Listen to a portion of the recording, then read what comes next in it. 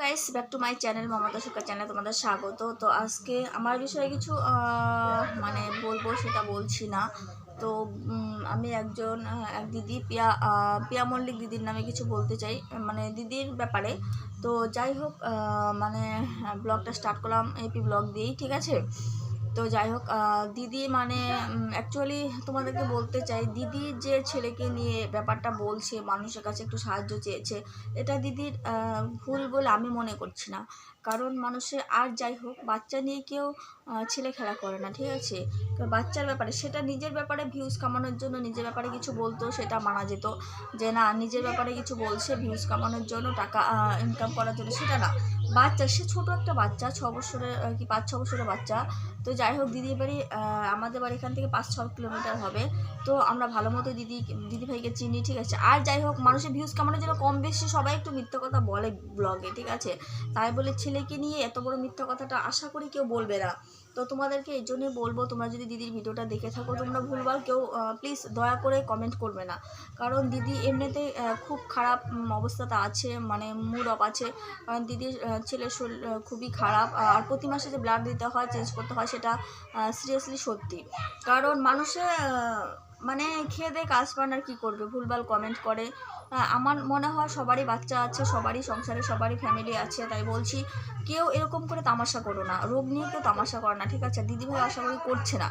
আমরা যদিও সেরকমভাবে যাওয়া আসা হয় না দিদির বাড়িতে, কিন্তু আমি আজ পর্যন্ত যাইনি, কিন্তু আমার বর ভালো মতো ওর বরকে চেনে। দিদিভাই আমাকে চেনে কিনা সেটাও জানি না, ঠিক আছে। আর হয়তো চিনবে আমার বরকে, আমাদের দোকান থেকে মালও নিয়ে যায়, ঠিক আছে। তো এর জন্য বলছি, দিদিভাই আর যাই বলুক, এতটা মিথ্যা কথা বলবে না। আর কারণ এত লাখ টাকার ব্যাপার, দেখো, যে যত ইনকাম করুক না কেন, এত লাখ টাকা কিন্তু কারো ঘরে থাকে না। যে 40 লাখ টাকার মতো লাগবে, সেটা মামুলি কথা নয়। আর এমনও না যে কারো পরিবারে এরকম কোনো সমস্যা হবে না। এর জন্য বলছি, সবাই সবাইকে একটু হেল্প করবে। সেটা যদি না করতে পারো, তাহলে এই ভুলভাল কমেন্ট করাগুলো বন্ধ করো না। এই ভুলভাল, যদি টাকা দিয়ে সাহায্য না করতে পারো, কমসে কম মানে মুখে তো কিছু একটা দিয়ে তাকে মানে সান্ত্বনা দিতে পারো, যে না, তোমার ছেলে ভালো হয়ে যাবে, সুস্থ হয়ে যাবে। কিন্তু ভুলভাল কমেন্ট করা, টাকা তো দিচ্ছই না, প্লাস ভুলভাল কমেন্ট করছো, এগুলো করা কিন্তু ঠিক না, আমি মনে করি, ঠিক আছে। সেটা আমিও ভালো মতো জানি না, কিন্তু আমার মন থেকে বিশ্বাস যে বাচ্চা নিয়ে কেউ ছেলে খেলা করবে না। আমার একটা ছোটো মেয়ে আছে, আর দিদির মেয়ে আমার ছেলের থেকে অনেক বয়সে কম, অনেক বলতে 2-3 বছরের বয়সে কম হবে। আর অতটুকু বাচ্চা নিয়ে কেউ কি মানে টাকা ইনকাম করতে বসবে, ব্যবসা নামবে, এটা ঠিক বলে আমার মনে হচ্ছে না। আর দিদি খুব টেনশনের মধ্যে আছে, তোমরা এরকম কমেন্ট করছো, মানে দিদি আরও টেনশনে। আর জমি বিক্রি করার কথা বলছো, হ্যাঁ, দেখো, জমি মানুষ কখন বিক্রি করে, যখন একদমই উপায় থাকে না। আজকে দিদি যদি ব্লগ না করতো, ইউটিউবে না থাকতো, একটা এত বড় প্ল্যাটফর্মে না থাকতো, অবশ্যই দিদি কিন্তু তোমাদের কাছে সাহায্য চেত না। আজ আমাদের, দেখো, আমাদের চ্যানেলটা কিন্তু সেরকমভাবে ভাইরাল না। তো আমরা কিন্তু, আমাদেরও অনেক সমস্যা হয়েছে, অনেক ধরনের সমস্যা হয়, টাকা পয়সা, আর্থিক সমস্যা অনেকেরই আছে। তাই বলে কিন্তু তোমাদের কাছে বলে না যে আজকে আমি ঋণ হয়েছি, আমাকে এত টাকা ঋণ আছে, আমি কোনো মতে বাঁচতে পারছি না, তোমরা কি 10-5 টাকা দিয়ে কেউ সাহায্য করবে? এটা কিন্তু কেউ করবে না, ঠিক আছে। আর এটা কিন্তু আমরা বলবোও না। আর বাচ্চা জীবন, একটা ছেলের জীবন বাঁচানোর জন্য একটা মা যদি একটু সাহায্য চেয়ে থাকে, সেটা কি খুবই বড় ভুল কথা, বলো? না, আমি মনে করি না। আজ আমার সন্তান আছে, আমার সন্তানের ঠাকুর করুক কোনোদিন কারো সন্তানের যদি কিছু সেরকম বড় কিছু, পিয়াদির ছেলে যেরকম এত বড় একটা রোগ ধরা পড়েছে, আশা করব কারো বাচ্চার জন্য এরকম রোগ ধরা না পড়ে। তবুও ছোটোখাটো রোগ, দেখো, সবার পরিবারে আছে, কখনকার পরিবারে কোন রোগ ধরবে বলা যায়ই না, আর যায়ও না, ঠিক আছে। এই জন্য বলছি, এরকম ভুলভাল কমেন্ট করো না। আর জমি বিক্রি করার কথা বলছো, জমি কিন্তু সহজে, হ্যাঁ, তোমরা যদি বলতে আগে, দিদি ব্লগ যখন করলো, তোমরা কিন্তু একটা তো জানতে সবাই যে দিদির এরকম ছেলেকে নিয়ে হাসপাতালে যায়, তোমরা অবশ্যই দিদির ব্লগ ফলো করো। তো তখনই বলতে পারতো যে দিদি, তাহলে এক কাজ করে, ছেলের জীবন বাঁচানোর জন্য তোমরা প্লিজ মানে একটু জায়গা জমি বিক্রি করো। হ্যাঁ, দিদি সেদিকটা হয়তো ভেবে দেখতো। আর দেখো, শ্বশুরবাড়ির জমি জায়গা হঠাৎ করে কিন্তু বিক্রি করার কথা বলা যায় না, অনেকটা ভেবেচিন্তে। আর তোমাদের কাছ থেকে যদি একটু সাহায্য পাই দিদি, তোমরা এতটা সাহায্য করছো, আর এতটুকু 10-20 টাকা দিয়ে দিদিকে সাহায্য করতে পারবে না? আর তবু যদি না করতে, জাস্ট তোমরা সান্ত্বনা দিতে পারতে, কিন্তু এরকম কমেন্ট করার কোনো দরকার না। হ্যাঁ, তোমরা যদি বলো যে না, আমরা কেউ টাকা দিব না, অবশ্যই দিদির ছেলে বাঁচানোর জন্য তার জমি হোক, বাড়ি হোক, গাড়ি হোক, সবটাই বিক্রি করবে, উপায় তো একটা বের করবেই। তোমরা না দিলেও দিদির উপায় কিন্তু বের হয়েই যাবে, ঠিক আছে। এর জন্যে বলছি, অনুরোধ করে, তোমরা এই ভুলভাল কমেন্টগুলো করো না, আমারও খারাপ লাগে। দেখো, দিদির কাছ থেকে আমরাও কিন্তু সেরকম সাহায্য পাইনি। হয়তো বলবে যে আমি দিদির নামে সাপোর্ট করছি, বলবে যে তোমরা না, দিদির কাছ থেকে হয়তো আমি কোনো সাপোর্ট না। আমি আজ পর্যন্ত দিদির বাড়িতে কোনোদিনও যাইনি। আমার এখান থেকে 5 কিলোমিটার অনেকেই যায়, কিন্তু আজ পর্যন্ত আমি যাইনি। আমিও চাই না যে কারো সাহায্য নিয়ে আমি বড় হই।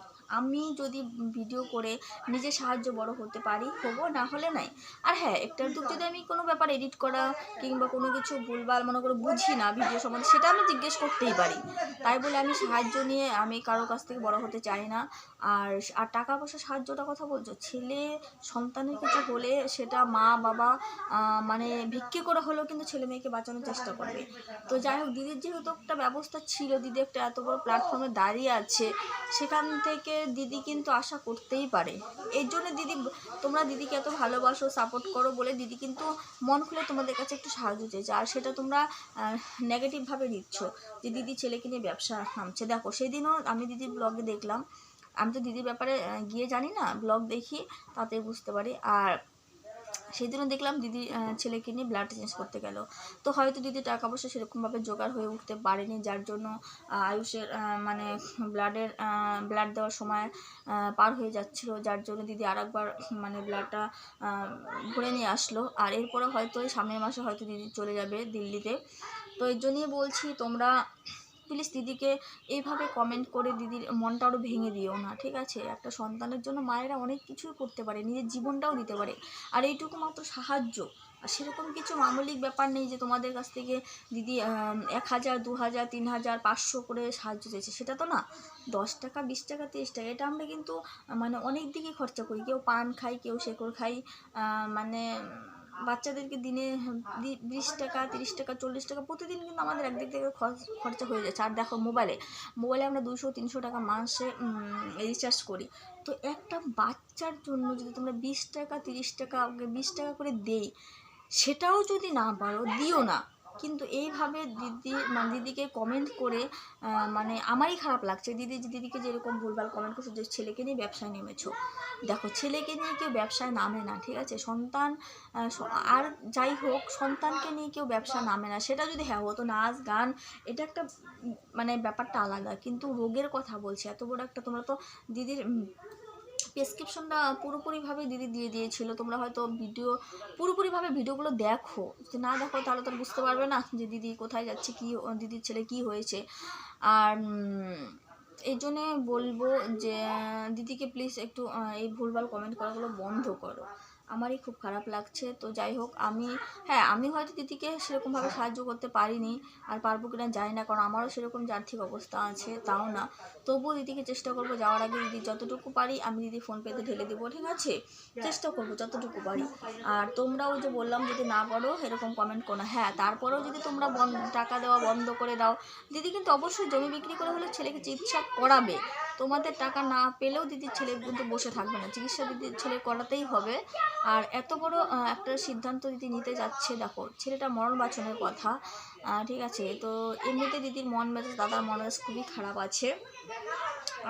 ছেলেটার পরিস্থিতি খুবই খারাপ, মানে এই যে মাসে মাসে এতটুকু বাচ্চা প্রতি মাসে সুচ ফোটাচ্ছে, কীভাবে রক্ত দিচ্ছে, স্যালাইন দিচ্ছে, ইঞ্জেকশন দিচ্ছে, মানে কেমন যেন লাগে, ঠিক আছে? আমাদের দেখো, ছোটো ছোটো বাচ্চা আমাদের ঘরেও আছে, যখন এই যে 5 মাসে 6 মাসে একটা ইঞ্জেকশন দিতে নিয়ে যেতাম সেন্টারে, তখন দেখো তো বাচ্চাগুলোকে দেখলে কেমন খারাপ লাগে। আর দিদি মাসে মাসে হাসপাতালে নিয়ে অ্যাডমিশন করাচ্ছে, তারপরে শরীরের মধ্যে সুচ ফোটাচ্ছে, এটা কোনো বাবা মাই সহ্য করতে পারে না, ঠিক আছে? তবুও ডাক্তাররা বলছে যে এই বোন মেরো ট্রান্সফার করলে মানে ঠিকঠাকভাবে ছেলে সুস্থ হতেও পারে, নাও পারে, ঠিক আছে? এমন মানে কোনো গ্যারান্টি দেয়নি যে ভালো হবে, তবে সম্ভাবনা আছে। এই জন্য সবাইকে বলবো, প্লিজ কমেন্ট, টাকা না দিতে পারো, শুধু দিদির ছেলের জন্য তোমরা আশীর্বাদ করো, দিদির ছেলেটা যেন ভালো হয়ে যায়।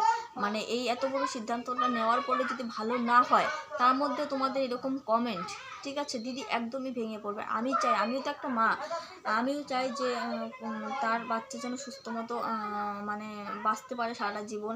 আর মাসে মাসে এইভাবে ব্লাড দেওয়া মানে কারো বাবা মা, আর দিদি দেখো, দিদি দাদা ক বছর বাঁচবে?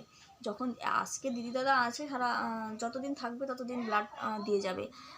বাই চান্স কোনো কারণে যদি দিদি আর দাদার মধ্যে একজনের কারো কিছু হয়ে যায় তখন ছেলেটা কিন্তু একদম অসহায় হয়ে যাবে, ঠিক আছে?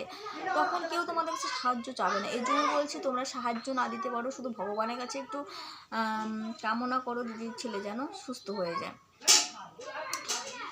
আমিও তাই বলছি যে দিদির পাশে প্লিজ সবাই একটু দাঁড়াও, এরকমভাবে অবহেলা করো না দিদিভাইকে। আর আমার ব্লগটা আজকে দিদিভাইকে নিয়েই বলার ছিল।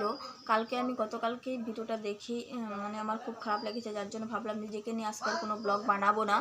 তো দিদিভাইয়ের ব্যাপারে কিছু বলতে চাই। দিদিভাইও সেরকমভাবে সম্পূর্ণভাবে তোমাদেরকে গুছিয়ে গেছে হয়তো বলতে পারছে না, বোঝাতে পারছে না, আর সেরকম পরিস্থিতিতে নেই দিদিভাই যে তোমাদেরকে ভালো মতো বুঝাবে। তাই আমরা ছোটো ছোটো কন্টেন্টরা যারা আছি তাদের সবাইকে বলবো প্লিজ দিদিভাইকে নিয়ে ভিডিও করো। হ্যাঁ, তাতে যদি দিদিভাইয়ের ভিউজ হোক, সে দিদিভাই আরও এগিয়ে যাক। আমরা আমি কমসে কম এই কামনাই করবো। দিদিভাই কাউকে সাহায্য করুক সে না করুক, হয়তো আমি গেলেও করবে কিনা সেটা জানি না, তবে আমি যাবও না। হয়তো দিদিভাইয়ের ছেলেকে কোনোদিন দেখতে যেতে পারি, কিন্তু আমি কোনোদিন দিদিভাইয়ের কাছে সাহায্য যেতে যাবো না, ঠিক আছে? তো আজকে আর এই ব্যাপারে বেশি কিছু মানে বলছি না। হয়তো তোমরা মানে বেশি কিছু বললে হয়তো তোমরা ভাবতেও পারো যে আমাকে দিদি হয়তো মানে বলতে বলেছে কিংবা না, সেরকম কিছু না। দিদিভাইয়ের বাড়ি পর্যন্ত আমি এখনও দেখিনি, শুধু দিদিভাইয়ের ভিডিওগুলো দেখছি, আর দেখে আমার খারাপ লাগছে, তার জন্য তোমাদেরকে বলছি, ঠিক আছে? তো আজকে ব্লগটা তার বেশি কিছু বলছি না। তো তোমাদেরকে সারা মানে লাস্ট আমি অনুরোধ করছি দিদিভাইয়ের পাশে সবাই দাঁড়াও প্লিজ। তোমরা এইভাবে মানে দিদিভাইকে অবহেলা করো না। অবহেলা মানে তোমরা যদি টাকা না দিতে সাহায্য করো না, ভগবানের কাছে না ডাকতে পারো, কমসে কম এই ভুলভাল কমেন্টগুলো করো না, ঠিক আছে? তো যাই হোক, আজকের ভিডিওটা আমি এখানেই শেষ করছি। আমার ভিডিওটা যদি তোমাদের ভালো লেগে থাকে, আমি যদি কিছু তোমাদেরকে বোঝাতে পারি তাহলে খুবই ভালো, আর না বোঝাতে পারি কিংবা না বোঝো তাহলে কিছু করার নেই আমার, ঠিক আছে? তো আমি তো ভগবানের কাছে প্রার্থনা করে যাবো দিদির ছেলে যেন ভালো মতো সুস্থ হয়ে বাড়ি ফিরে, ঠিক আছে? আর ওর জন্য ভালো থাকে, সুস্থ থাকে, সারা জীবন যেন সুস্থভাবে বাঁচতে পারে, তো এই কামনাই করবো। তো যাই হোক, আজকের ভিডিওটা আমার এই পর্যন্ত। ভিডিওটা যদি ভালো লেগে থাকে লাইক, কমেন্ট, শেয়ার আর সাবস্ক্রাইব করতে ভুলবে না। আর এত বেশি যাদের কাছে ভিডিওটা পৌঁছাবে তোমরা এত বেশি শেয়ার করো যাতে সবার কাছেই পৌঁছে যায়, আর দিদিভাই যাতে একটু হেল্প পায়, ঠিক আছে? তো তোমরা প্লিজ সবাই একটু শেয়ার করবে, আমার জন্য না হোক ওই ছোট্ট বাচ্চাটির জন্য, ঠিক আছে? এই ছোট্ট বাচ্চাটির জন্য সবার কাছে ভিডিওটা শেয়ার করে দিবে। আর তোমরাও পারলে, পিয়াদি তো বলেই দিয়েছে যে ওনাকে নিয়ে এখন ভিডিও বানাতে, ঠিক আছে? তাতে তোমাদেরও কিছু কন্টেন্ট, ছোটো ছোটো কন্টেন্ট, আমাদের মতো কন্টেন্টও একটু হয়তো মানে একটু হেল্প পাবে, আর দিদিও পাবে। তো আজকে ভিডিওটা এই পর্যন্তই। ভালো থেকো, সুস্থ থেকো, টাটা।